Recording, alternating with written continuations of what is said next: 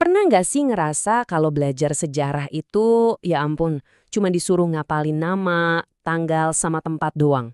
Rasanya kayak kita dijejelin daftar fakta yang udah basi, yang sama sekali nggak ada hubungannya sama hidup kita sekarang. Kalau iya, tenang, Anda agak sendirian kok. Ada sebuah analogi keren nih yang pernah dikutip oleh sejarawan kita Kunto Wijoyo. Bayangin deh, kita lagi naik kereta, keretanya melaju kenceng ke depan, tapi kita duduknya ngehadap ke belakang. Yang bisa kita lihat cuma pemandangan yang udah lewat aja, di kanan dan kiri.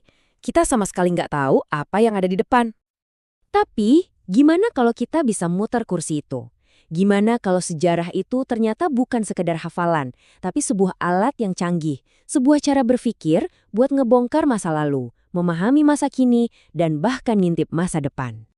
Oke, mari kita bedah konsepnya. Kita akan ngobrolin soal berpikir sejarah. Anggap aja ini kayak toolkit atau kotak peralatan yang isinya ada dua lensa utama. Dua lensa ini bisa bikin kita ngelihat dunia dengan jauh lebih jernih. Nah, dua lensa ini namanya diakronis dan sinkronis.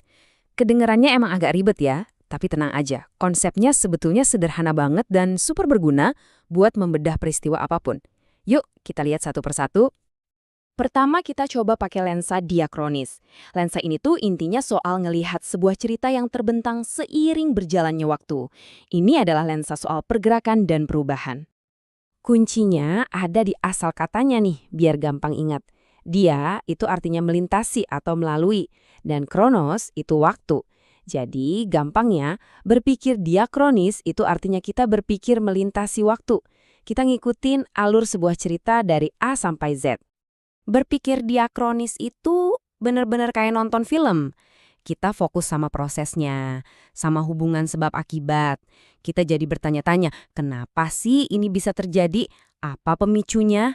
Terus gimana ceritanya berkembang dari waktu ke waktu?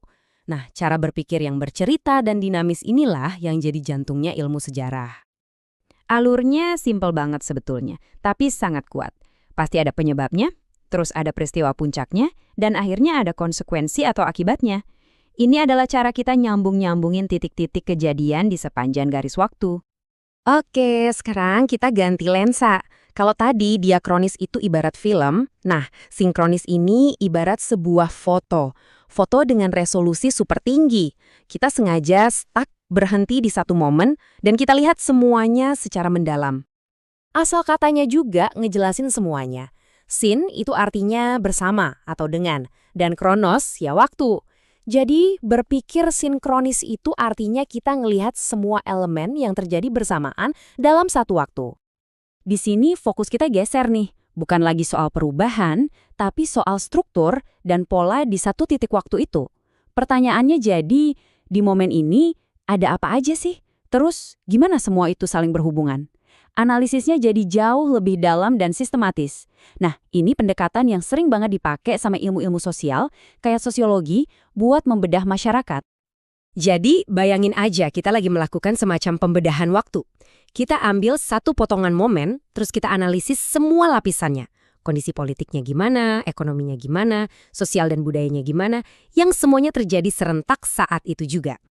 Nah, kita udah punya dua lensa nih, diakronis dan sinkronis. Tapi, kekuatan sesungguhnya itu baru muncul bukan pas kita milih salah satu, melainkan pas kita menggabungkan keduanya. Jadi perbedaannya kelihatan jelas banget kan? Diakronis itu sifatnya vertikal, gerakannya melintasi waktu, fokus ke proses, persis kayak film. Sementara sinkronis itu horizontal, melebar di satu titik waktu, fokusnya ke struktur, persis kayak sebuah foto. Dua-duanya ngasih kita kepingan puzzle yang berbeda, tapi sama-sama penting. Ini dia kuncinya. Diakronis dan sinkronis itu nggak bertentangan. Justru mereka saling melengkapi. Untuk benar-benar paham sebuah peristiwa besar, kita butuh alur ceritanya, yaitu pandangan diakronis. Dan kita butuh potret mendalam dari momen-momen kuncinya, yaitu pandangan sinkronis. Cuma dengan gitu kita bisa dapat gambaran yang utuh. Terus, apa gunanya semua ini buat kita?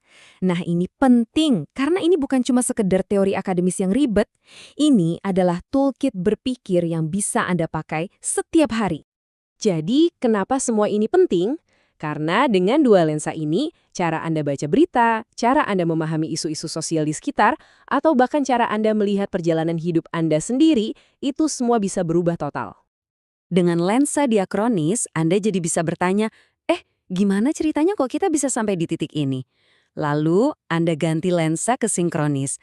Dan Anda bertanya, oke, sekarang di momen ini, faktor apa aja sih yang lagi bekerja barengan? Ini adalah lompatan besar dari sekedar tahu apa, menjadi benar-benar paham mengapa dan bagaimana. Nah sekarang giliran Anda. Saya punya tantangan kecil nih. Coba deh, ambil satu berita utama hari ini. Apa aja?